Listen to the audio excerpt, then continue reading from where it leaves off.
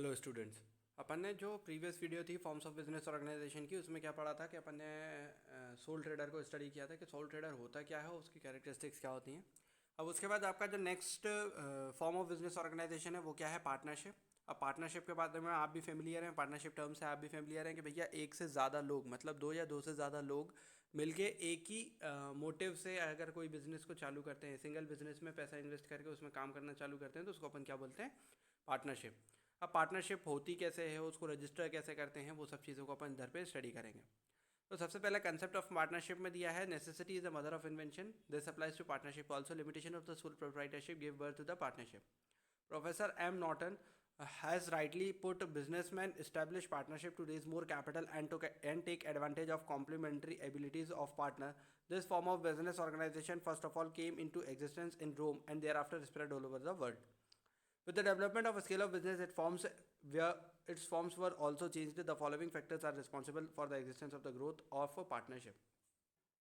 ठीक है, तो यहाँ पे क्या है कि भैया एक चीज़ कही गई है कंसेप्ट ऑफ पार्टनरशिप के रिगार्डिंग कि भैया अगर किसी चीज़ की ज़रूरत होती है तो ही कुछ ना कुछ नई चीज़ इनोवेट होती है। तो पार्टनरशिप के साथ भी वैसा ही है कि भैया पार्टनरशिप की ज़रूरत थी क्या, क्योंकि कुछ सोल ट्रेडर की कुछ शॉर्टकमिंग्स थी, कुछ लिमिटेशंस थी, जैसे कि भैया लिमिटेड कैपिटल होता था, उसके पास मैनेजरियल एबिलिटी लिमिटेड होती थी, अनलिमिटेड लाइबिलिटी होती थी, प्रॉफिट उसका उतना नहीं हो पाता जितना वो अर्न करना चाहता था, है ना। तो लैक ऑफ वर्कर्स की कमी होने के कारण उसके पास काम नहीं हो पाता था प्रॉपरली जिस तरीके से वो काम करना चाह रहा है। तो वो सब चीज़ों को दूर करने के लिए क्या है, एक नया इन्वेंशन हुआ बिजनेस फॉर्मेशन में, बिजनेस फॉर्म में नया इन्वेंशन क्या हुआ है कि एक नया ऑर्गेनाइजेशन बन गया, और वो ऑर्गेनाइजेशन का हो गया, पार्टनरशिप हो गया। तो सबसे पहले क्या हुआ, ये बिजनेस कहाँ चालू हुआ था, रोम में स्टार्ट हुआ था। रोम कंट्री जो है वहाँ पे सबसे पहले पार्टनरशिप बिजनेस होना स्टार्ट हुई थी, फिर उसके बाद धीरे धीरे वो ऑल ओवर इंडिया में, ऑल ओवर वर्ल्ड में वो क्या हो गया, स्प्रेड होता चला गया। ठीक है, अब स्प्रेड तो हो गया, उसके बाद क्या फैक्टर्स हैं कि जिसके कारण वो अभी तक के सर्वाइव कर पा रहा है। सबसे पहला, नीड ऑफ ह्यूज कैपिटल। तो कैपिटल की ज़रूरत पड़ती है सोल ट्रेडर को, कोई भी ट्रेडिंग कंसर्न है उसको क्या है, कैपिटल की रिक्वायरमेंट होती है। और वो चाहता है कि भैया मैं ज़्यादा से ज़्यादा काम करूँ, तो जितना ज़्यादा वो काम करना चाहता है उतना ज़्यादा उसको कैपिटल की रिक्वायरमेंट होगी। तो नीड ऑफ ह्यूज कैपिटल, भैया ज़्यादा कैपिटल की ज़रूरत है तो नंबर ऑफ पार्टनर्स बढ़ा दो, तो सब अपना अपना कैपिटल लेके आएंगे, तो कैपिटल अगर जब इकट्ठा होगा तो कैपिटल का अमाउंट बड़ा हो जाएगा। ठीक है, फिर उसके बाद for managing the large scale business efficiently. ठीक है, तो कोई भी बिजनेस को अगर वो चालू करना चाह रहा है, लार्ज स्केल बिजनेस है उसके पास में, उसको वो इफिशिएंटली मैनेज करना चाह रहा है, अकेला इंसान सब कुछ नहीं कर सकता, तो उसको भैया नंबर ऑफ मैनेजर्स ज़्यादा चाहिए। तो उसके लिए क्या है भैया, पार्टनर्स जो हैं वो प्रॉपरली पूरे बिजनेस को मैनेज करते हैं।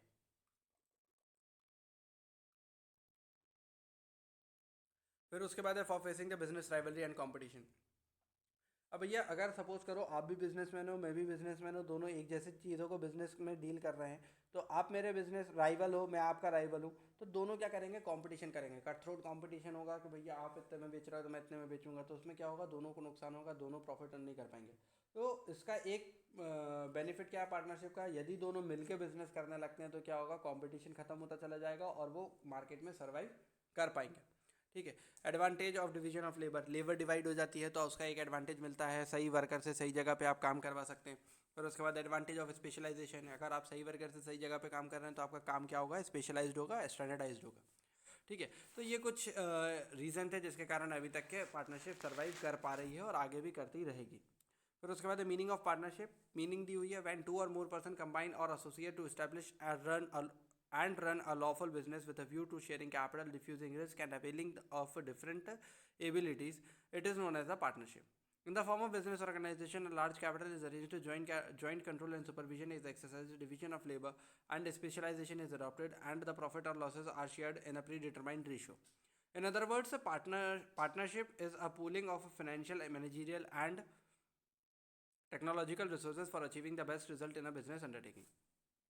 तो यहाँ पे वही मीनिंग बताया है, जब दो या दो से ज़्यादा लोग मिलके एक लॉफुल बिजनेस, लीगल बिजनेस को कर रहे हैं, किस मोटो से कि भैया वो उनका प्रॉफिट होगा वो उसको शेयर कर लेंगे, कैपिटल दोनों लगाएंगे, रिस्क जो है वो डिफ्यूज़ हो जाएगी, मतलब बट जाएगी, एक ही पर्सन के ऊपर पूरी रिस्क नहीं आएगी। इस मोटो से यदि कोई भी वो सिंगल बिजनेस को चला रहे हैं और उसको मैनेज करते चले जा रहे हैं तो क्या हो जाएगा, पार्टनरशिप कहलाता है। ठीक है, definition of partnership, different authors ने अपनी अपनी डेफिनेशन दी है, कोई भी डेफिनेशन को आप याद कर लीजिएगा। ठीक है। फिर उसके बाद है आपका कैरेक्टरिस्टिक और salient features of partnership. Partnership के फीचर्स क्या क्या होते हैं? सबसे पहला 2 और मोर पर्सन, 2 से ज़्यादा पर्सन होते हैं, ये तो तय बात है। लेकिन मैक्सिमम पार्टनर की लिमिट कितनी होती है? मैक्सिमम पार्टनर की लिमिट होती है 50, याद रखना। तो एक चीज़ और याद रखना कि पार्टनरशिप में जो एक्ट लगता है, जैसे आपने जितने भी ऑर्गेनाइजेशन है बिजनेस के, उसमें कुछ ना कुछ एक्ट लगता है जिसके रिगार्डिंग क्या होता है, यदि कोई डिस्प्यूट अगर होता है तो डिसीजन जो कोर्ट वगैरह, कोर्ट जो डिसीजन लेती है वो उस एक्ट के बेसिस पे लेती है। ठीक है। तो पार्टनरशिप में आपका एक्ट लगता है इंडियन पार्टनरशिप एक्ट 1932। ठीक है। तो इंडियन पार्टनरशिप एक्ट 1932 तो कुछ भी मैक्सिमम पार्टनर की लिमिट सजेस्ट नहीं करती। जैसे मैक्सिमम पार्टनर आप कितने भी रख सकते हो, 100, 200, 250, 300, तो उसकी कोई लिमिट नहीं होती। लेकिन जब से इंडियन कंपनी एक्ट 2013 का अमेंडमेंट हुआ है, तो उसने क्या कह रहा है, इंडियन कंपनी एक्ट 2013 में मैक्सिमम पार्टनर की लिमिट कितनी हो गई है? 50 हो गई है। यदि 50 से ज़्यादा कोई भी 50 से ज़्यादा मेंबर यदि पार्टनरशिप फर्म में है, तो वो पार्टनरशिप फर्म क्या कंसिडर कर दी जाएगी? इलीगल पार्टनरशिप फर्म कंसिडर कर दी जाएगी, वो लीगल पार्टनरशिप फर्म नहीं रहेगी। Is that clear? ठीक है। फिर उसके बाद है आपका एग्रीमेंट। भैया पार्टनर्स के बीच में रिटर्न और oral, whether it is return और ओरल, या तो वो रिटर्न एग्रीमेंट साइन करेंगे या ओरल एग्रीमेंट, कुछ ना कुछ तो बनाएंगे, उसके बाद पार्टनरशिप को वो चालू करते हैं। ठीक है। फिर उसके बाद आएगा आपका क्या? Legal business. बिजनेस लीगल होना चाहिए तभी वो पार्टनरशिप कहलाएगी। यदि इलीगल बिजनेस कर रहे हैं, भले चाहे 10 लोग भी साथ में मिलकर कर रहे हैं, तो वो क्या होगा? पार्टनरशिप नहीं कहलाएगी। Sharing of profit. प्रॉफिट को वो क्या करेंगे? एक प्री डिटरमाइन, पहले से ही जब वो एग्रीमेंट बनाते हैं तो उसमें डिटरमाइन करते हैं कि भैया अगर प्रॉफिट होगा तो वो किस रेशो में डिस्ट्रीब्यूट होगा, वो रेशो में उसको क्या करते हैं? शेयर करते हैं। तो इंटेंट, सेवरल और अनलिमिटेड लाइबिलिटी। अब यहाँ पे क्या है? पार्टनरशिप में जॉइंट लाइबिलिटी भी होती है, सेवरल लाइबिलिटी भी होती है और अनलिमिटेड लाइबिलिटी भी होती है।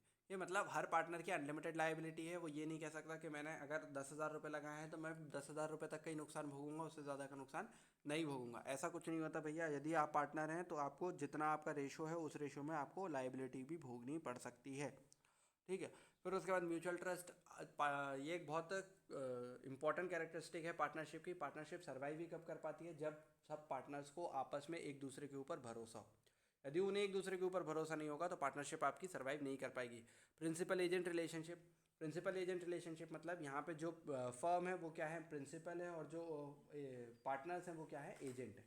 तो सारे पार्टनर्स क्या कर रहे हैं? प्रिंसिपल के लिए काम करते हैं, मतलब फर्म के लिए काम करते हैं। काय के लिए? कि भैया हमें उन्हें कुछ ना कुछ प्रॉफिट अर्न करते रहें। फिर उसके बाद रजिस्टर्ड पार्टनरशिप। रजिस्टर होती है, बिना रजिस्ट्रेशन के पार्टनरशिप नहीं हो पाती। Carrying on the business by all और एनी ऑफ देम। या तो सारे पार्टनर्स काम करेंगे या उनके बिहाफ पे कोई भी एक पार्टनर काम करेगा। ये क्या होता है? म्यूचुअल कंसेंट से होता है। बिना म्यूचुअल कंसेंट से नहीं होता कि भैया एक ही पार्टनर काम करे जा रहा है, बाकी सारे पार्टनर कोई भी काम नहीं कर रहे। तो वो एग्री है करने के लिए तो ही वो कर रहा है, उसको ज़बरदस्ती नहीं कर रहा है। फर्म्स नेम, कुछ ना कुछ पार्टनरशिप का कुछ ना कुछ फर्म नेम होगा। Restriction on transfer of interest. Interest को ट्रांसफ़र करने की रेस्ट्रिक्शन होती है। कोई भी पार्टनर अपने इंटरेस्ट को, मतलब अपने शेयर को बिना म्यूचुअल कंसेंट के, बिना कुछ लीगल नोटिस के उसको शेयर नहीं कर सकता। कि भैया सपोज करो मैं पार्टनर बन गया और फिर उसके बाद मैंने अपने शेयर किसी दूसरे बंदे को दे दिया कि तू भैया पार्टनर बन जा, मैं चला फर्म छोड़ के। ऐसा नहीं होता। ठीक है। और भी बहुत सारे कैरेक्टरिस्टिक्स हैं। फिर उसके बाद एडवांटेज और मेरिट्स ऑफ पार्टनरशिप। क्या एडवांटेज है? कि भैया लार्जर कैपिटल रिक्वायरमेंट जो होती है, जितने भी कैपिटल की रिक्वायरमेंट होती है वो क्या होता है? इसमें अचीव हो सकता है। एडिकेट अमाउंट ऑफ कैपिटल यहाँ पे अवेलेबल होता है। फॉर्मेशन, इजी फॉर्मेशन, आप इजीली इसको फॉर्मेट कर सकते हैं। इसमें ज़्यादा रिस्ट्रिक्शंस नहीं होती फॉर्मेशन में। फ्लेक्सिबिलिटी, समय के साथ आप इसको चेंज करते चले जाते हैं। बेटर मैनेजमेंट, यदि ज़्यादा लोग मैनेज करेंगे तो जाहिर सी बात है मैनेजमेंट ज़्यादा होगा, बेटर होगा as comparison to sole trader. Economy, सस्ता है, ज़्यादा महंगा नहीं पड़ता। कि भैया अगर सपोज करो मैं कोई बाहर से मैनेजर को बुला के लाता हूँ और उसको सैलरी देता हूँ तो वो सैलरी अच्छी खासी सैलरी लेगा। बट जब पार्टनर खुद मैनेज कर रहे हैं तो वो क्या करेंगे कि भैया कोई सैलरी नहीं लेंगे, उनका तो प्रॉफिट में हिस्सा है, और प्रॉपर मैनेजमेंट करेंगे बिना काम चोरी, कोई काम चोरी नहीं करेंगे मैनेजमेंट में, है ना। तो यदि पार्टनर ही खुद मैनेज करेगा तो वो इफ़िशिएंटली मैनेज करेगा, तो मैनेजमेंट क्या हो जाएगा? बेटर हो जाएगा। इकोनॉमी हो गया। फिर उसके बाद बिजनेस सीक्रेसी मेंटेन रहती है। ठीक है। जो भी पार्टनर है वो अपनी सीक्रेट्स को रिवील नहीं करता किसी भी आउट ऑफ वर्ल्ड के सामने। फिर प्रोटेक्शन टू द माइनर। जो भी माइनर होते हैं, मतलब जो ऐसे इंसान होते हैं जिनको प्रोटेक्शन की ज़रूरत होती है, जिनका माइंड केपेबल ना हो, साउंड माइंड ना हो, ऐसे इंसान को अपन कहते हैं माइनर। या जो 18 साल से छोटे हों उनको अपन कहते हैं माइनर। ठीक है। तो ऐसा यदि कोई पार्टनर है पार्टनरशिप फर्म में, किसी को अगर माइनर को एडमिट कर लिया गया है तो उसको क्या करता है? प्रोटेक्शन मिल जाती है और उसको प्रॉफिट मिलता रहता है। यदि सपोज करें 4 पार्टनर थे, 4 पार्टनर में से एक पार्टनर के because of any accident death हो जाती है, तो उसका कोई छोटा बच्चा है जो भैया 12 साल का है या 10 साल का है, अभी वो कुछ नहीं कर सकता, तो उसको क्या करते हैं सारे पार्टनर्स म्यूचुअल कंसेंट से, अब जितने भी रिमेनिंग पार्टनर्स हैं म्यूचुअल कंसेंट से फर्म का पार्टनर बना लेते हैं। तो उससे कुछ कैपिटल नहीं लेते, उससे कुछ भी पैसा नहीं लेते, लेकिन उसको प्रॉफिट का एक छोटा सा हिस्सा दे देते हैं ताकि उसके जो भी नीड्स हैं वो फुलफिल होती रहें। ठीक है, तो एक माइनर की क्या हो जाती है, प्रोटेक्शन हो जाती है। फिर उसके बाद है so bearing of risk collectively. Risk जो है बिजनेस में, रिस्क बगैर तो काम होता ही नहीं है। तो रिस्क क्या है, यहाँ पे सारे पार्टनर्स क्या करते हैं, एक कलेक्टिवली बियर करते हैं, किसी एक के ऊपर पूरा के पूरा जिम्मा नहीं होता कि भैया जितना भी नुकसान होगा वो आपका, ऐसा नहीं होता। तो क्या होता है, अगर नुकसान बढ़ जाए तो वो क्या हो जाता है, उसको कर्टेल कर पाना, उसको काट पाना क्या होता है, आसान हो जाता है। ठीक है, फिर उसके बाद है डिसएडवांटेज और डिमेरिट्स और लिमिटेशन ऑफ पार्टनरशिप। क्या डिसएडवांटेजेस हैं पार्टनरशिप के, कि भैया लायबिलिटी अनलिमिटेड होती है, रिसोर्सेज लिमिटेड होते हैं, लैक ऑफ स्टेबिलिटी। जो फॉर्म ऑफ बिजनेस ऑर्गेनाइजेशन है पार्टनरशिप, वो इतना स्टेबल पार्टनरशिप का ऑर्गेनाइजेशन नहीं है। क्या है, कोई पार्टनर यदि अचानक से पागल हो जाता है, कोई बैंकरप्ट हो जाता है, किसी की डेथ हो जाती है, तो फॉर्म को बंद करना पड़ सकता है। ठीक है, डिले इन डिसीजन लेने में देरी होती चली जाती है। क्यों, क्योंकि सारे पार्टनर का एग्रीमेंट होना, सारे पार्टनर एग्री होना बहुत ज़रूरी है कोई भी डिसीजन को लेने के लिए। यदि कोई भी पार्टनर एग्री नहीं है तो वो डिसीजन क्या हो जाएगा, पोस्टपोन हो जाएगा। तो डिले इन डिसीजन लेने में क्या होती है, देरी होती है। फिर उसके बाद है आपका क्या, इंटरेस्ट नॉट ट्रांसफरेबल। इसका इंटरेस्ट जो है वो ट्रांसफर नहीं हो सकता। अपन ऊपर कैरेक्टरिस्टिक में भी पढ़ के आए हैं कि भैया उसका जो भी इंटरेस्ट है वो किसी दूसरे व्यक्ति को, कोई भी पार्टनर अपना इंटरेस्ट किसी दूसरे पर्सन को ट्रांसफर नहीं कर सकता। लैक ऑफ पब्लिक कॉन्फिडेंस, जो पब्लिक है वो पार्टनरशिप पे ज़्यादा कॉन्फिडेंस नहीं बता पाती। ठीक है, कन्फ्लिक्ट अमंग पार्टनर्स में आपस में कई बार झगड़े हो जाते हैं। लैक ऑफ डायरेक्ट मोटिवेशन नहीं होता, जैसे सोल ट्रेडर में होता है कि जितना भी प्रॉफिट होगा वो सबके सब एक ही पर्सन का होगा, लेकिन यहाँ पे जितना भी प्रॉफिट होगा वो सारे पार्टनर्स में बट जाएगा। तो कोई डायरेक्ट मोटिवेशन नहीं है, तो कोई भी पार्टनर ये मन में सोच लेता है कि यदि मैं ज़्यादा काम क्यों करूँ, प्रॉफिट जो होगा वो तो सारे पार्टनर्स में ही बटेगा।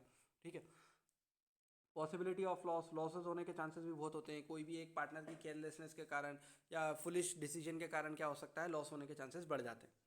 ठीक है, फिर उसके बाद है काइंड्स ऑफ पार्टनरशिप। पार्टनरशिप की काइंड्स क्या होती हैं, बहुत सारी काइंड्स ऑफ पार्टनरशिप होती हैं। सबसे पहले according to the partnership act, एक है आपका जनरल पार्टनरशिप और अनलिमिटेड पार्टनरशिप। ठीक है, तो इसमें क्या है, ऐसी पार्टनरशिप जिसमें क्या है, जितने भी पार्टनर हैं उनकी लायबिलिटी क्या होती है, अनलिमिटेड होती है। ठीक है, तो इसको बोलते हैं जनरल पार्टनरशिप। और जो भी पार्टनरशिप होती है वो अनलिमिटेड लायबिलिटी के साथ होती है जनरल सिनेरियो में। फिर आती है लिमिटेड पार्टनरशिप। लिमिटेड पार्टनरशिप में क्या होता है कि भैया जनरल जो लायबिलिटी होती है वो क्या होती है, पार्टनर की लिमिटेड होती है up to the extent of the capital. ठीक है, जितना उन्होंने कैपिटल कंट्रीब्यूट किया है उतनी ही वो लायबिलिटी फेस करेंगे, उतनी लायबिलिटी वो बियर करेंगे, उससे ज़्यादा लायबिलिटी वो बियर नहीं करेंगे। अकॉर्डिंग टू द एग्रीमेंट के बेसिस पे क्या होती हैं, दो पार्टनरशिप होती हैं, लीगल इलीगल। ठीक है, partnership establish for lawful objective which is not declared illegal by any court or law and which is conducted in a legal manner, it is called the legal partnership. जाहिर सी बात है, कोई भी ऐसी partnership form जो legal काम कर रही है, लीगली बिजनेस कर रही है, तो वो हो जाएगी लीगल पार्टनरशिप। ठीक है, इलीगल पार्टनरशिप क्या हो गया, ऐसा कोई भी काम जो भैया इलीगल है, जो कानून की नज़र में, जो लॉ की नज़र में लीगल नहीं है, ऐसे काम को क्या बोलते हैं, इलीगल पार्टनरशिप। ठीक है, यदि क्या है कि पार्टनर की लिमिट ज़्यादा है तो वो इलीगल हो जाएगी। ऐसा कोई बिजनेस जो अनलॉफुल है, मतलब जो लॉ के हिसाब से नहीं है, अगेंस्ट द लॉ है, तो वो अनलॉफुल एक्टिविटी हो जाएगी और वो बिजनेस आपकी इलीगल पार्टनरशिप के अंदर चला जाएगा। When the firm has a business relation with enemy country, जो भी आपकी एनिमी कंट्री है, जैसे सपोज करो फॉर एग्जांपल अगर मैं बात करता हूँ चाइना एंड अमेरिका, तो China and America are considered to be an enemy country. ठीक है, if the person is establishing the partnership firm in China और वो अमेरिकन कंट्री के साथ रिलेशनशिप रखा हुआ है, तो वो चाइनीज़ कंट्री के लिए क्या हो गया, इलीगल फर्म हो गई। ठीक है, एग्जाम्पल के फॉर्म पे बताया था मैंने ये बात को। Van the firm act against the public interest, यदि कोई भी फर्म ऐसा है कि जितनी भी सोसाइटी है या पब्लिक है उसके इंटरेस्ट के अगेंस्ट काम करे। When the firm contravenes the provision of the Indian Partnership Act, यदि कोई भी firm partnership act, Indian Partnership Act 1932 को नहीं मानता है, उसको उसके नियम को तोड़ता है, तो क्या हो जाएगा, वो इलीगल कंसिडर हो जाएगा। और भी बहुत से पार्ट्स हैं। फिर उसके बाद है पार्टनरशिप एट विल मतलब सब इच्छा के अनुसार उन्हें पार्टनरशिप बना लिया, जब तक इच्छा है तब तक काम करेंगे, फिर उसके बाद उसको क्या कर देंगे, बंद कर देंगे। फिर उसके बाद है पर्टिकुलर पार्टनरशिप मतलब एक पर्टिकुलर टाइम पीरियड के लिए है, स्पेसिफिक वेंचर के लिए पार्टनरशिप होती है, उसको बोलते हैं क्या, पर्टिकुलर पार्टनरशिप। फिर उसके बाद है फिक्स टर्म पार्टनरशिप, एक फिक्स्ड टाइम होता है कि भैया 2 महीना 3 महीने का टाइम बना लिया कि 2 महीने का काम करेंगे, उसके बाद अपनी पार्टनरशिप को क्या कर देंगे, ख़त्म कर देंगे। तो ऐसे ऐसे बिजनेस को बोलते हैं, ऐसे पार्टनरशिप फॉर्म को बोलते हैं फिक्स्ड पार्टनरशिप। ठीक है। नॉन फिक्स्ड पार्टनरशिप जिसकी कोई भी टाइम लिमिट सेट ना हो, अपन ने चालू कर दिया और जब तक के काम चलता चला जा रहा है, जब तक के किसी आपस में पार्टनर के बीच में कोई डिस्प्यूट नहीं हो रहा है, तब तक के वो पार्टनरशिप कैरी ऑन है। ठीक है। अब पार्टनर्स के टाइप कितने होते हैं अकॉर्डिंग टू लाइबिलिटी? पार्टनर्स कितने होते हैं? सबसे पहला होता है जनरल पार्टनर और दूसरा होता है लिमिटेड पार्टनर। जनरल पार्टनर जिसकी लाइबिलिटी अनलिमिटेड हो, लिमिटेड पार्टनर जिसकी लाइबिलिटी लिमिटेड हो according to the up to the extent of his capital. ठीक है। फिर उसके बाद है according to the participation in management. Participation in management में क्या होता है आपका? एक होता है एक्टिव पार्टनर जो काम कर रहा होता है, एक होता है इनएक्टिव स्लीपिंग और डोरमेंट पार्टनर जो कुछ काम नहीं कर रहा, तीसरा होता है nominal partner. A person who allows his name to be used as a partner by the firm but does not provide any capital or does not take part in management is called nominal partner. The liability of the nominal partner is unlimited like that of other partner. एक होता है nominal partner. Nominal partner क्या होते हैं? ऐसा partner जो अपना नाम दे दे, अपने गुडविल दे दे फर्म को यूज़ करने के लिए, लेकिन वो अपना नाम दे रहा है तो उसके लिए कुछ भी कैपिटल नहीं देगा। और क्या करेगा? वो कैपिटल भी नहीं देगा और क्या होगा उसमें? उसकी लाइबिलिटी तो अनलिमिटेड रहेगी लेकिन उसका प्रॉफिट हिस्सा बनेगा। आप ये नहीं बोल सकते कि भैया तुमने कुछ भी कैपिटल इन्वेस्ट नहीं किया था तो आपको प्रॉफिट नहीं मिलेगा। ठीक है। फिर उसके बाद आपका क्या? पार्टनर्स है ना प्रॉफिट ओनली। अब कुछ पार्टनर्स ऐसे होते हैं जो खाली प्रॉफिट में पार्टनर होते हैं, लॉस में कोई भी पार्टनर नहीं होते। मतलब वो कैपिटल तो लगाए होते हैं, यदि फार्म को प्रॉफिट होगा तो प्रॉफिट तो वो ले लेंगे, लेकिन लॉस होता है तो लॉस में कुछ भी हिस्सा उनका नहीं रहता। ठीक है। पार्टनर बाय एस्टोपल और holding out. If a person who is not a partner of the firm but by his act or conduct shows that he is a partner of the firm, he is called the partner by holding out or estoppel. ठीक है। Such partner will be liable as partner of the firm to those parties who have given credit to the firm believing him to be a partner. अब कुछ लोग ऐसे होते हैं firm में जो क्या होते हैं कि भैया फर्म के पार्टनर तो नहीं होते लेकिन ऐसे प्रिटेंड करते हैं कि वो उस फर्म के पार्टनर हैं। काय के लिए करते हैं? कि किसी भी फर्म से वो क्रेडिट वगैरह लेने के लिए, क्रेडिट परचेज करने के लिए इस तरीके से वो एक्टिविटीज़ को कंडक्ट करते हैं। जैसे कि फॉर एग्जांपल यदि मैं किसी फर्म का पार्टनर हूँ तो मैं उस फर्म में पार्टनर नहीं हूँ, लेकिन मैं इस तरीके से प्रिटेंड कर रहा हूँ पूरी इंटायर वर्ल्ड को कि भैया मैं उस फर्म का पार्टनर हूँ। तो उस फर्म को जितने भी पार्टीज, अगर जितनी भी सप्लायर्स हैं वो गुड्स क्रेडिट पे सप्लाई करते होंगे तो क्या हो जाएगा? वो उसको गुड्स सप्लाई करेंगे। ठीक है। तो जैसे ही वो पार्टनर जाएगा जो प्रिटेंड कर रहा है कि वो पार्टनर है, यदि वो गुड्स की मांग करता है, डिमांड करता है तो उसको भी गुड क्रेडिट पे मिल जाएगा। तो ऐसे पार्टनर क्या होते हैं? वो जितने भी उनने लाइबिलिटी ली है फर्म के नाम से, जितना भी क्रेडिट किया है मार्केट से, उसकी लाइबिलिटी किसकी होती है? वो एस्टोपल पार्टनर या होल्डिंग आउट पार्टनर की ही होती है। वर्किंग पार्टनर जो काम कर रहा है। ठीक है। फिर उसके बाद according to the position, sub partner, incoming partner, outgoing partner, senior और जूनियर पार्टनर, नाम से ही क्लियर है। ठीक है। Minor and minor beneficiary etcetera. ठीक है। तो ये पार्टनर्स क्या होते हैं भैया? नाम से ही क्लियर है कि किस टाइप के पार्टनर हैं। ये इसकी आप डीलिंग रीड करेंगे तो आपको समझ में आ जाएगा। उसके बाद भी कोई डाउट रहता है तो आप इसको क्लियर कर सकते हैं। ठीक है। Who can become a partner in a firm? तो कौन कौन हो सकता है? कोई भी मेजर हो सकता है। ठीक है। जिसका कौन पार्टनर हो सकता है? कैरेक्टरिस्टिक होती है पार्टनर की जो मेजर है, जिसकी वैलिड एज क्या है? 18 साल से ज़्यादा है। ठीक है। तो मतलब क्या हो गया? वो लीगली बालिग अपन उसको कहते हैं कि भैया वो बालिग हो चुका है, उसके पास इतना दिमाग है कि वो अपने डिसीजन खुद ले सकता है। साउंड माइंड, दिमाग उसका ठिकाने पे हो, ऐसा ना हो कि भैया वो पागल टाइप इंसान हो, उसको पार्टनर नहीं बना सकते। नॉट डिस्क्वालीफाइड, ऐसा नहीं हो कि वो कम्प्लीटली डिस्क्वालीफाइड पार्टनर हो। अगर कोई भी डिस्क्वालीफाइड होगा या कोई भी गैरकानूनी काम उसने किए होंगे तो वो पार्टनर नहीं बन सकता। Can a minor become a partner? Minor partner बन सकता है क्या?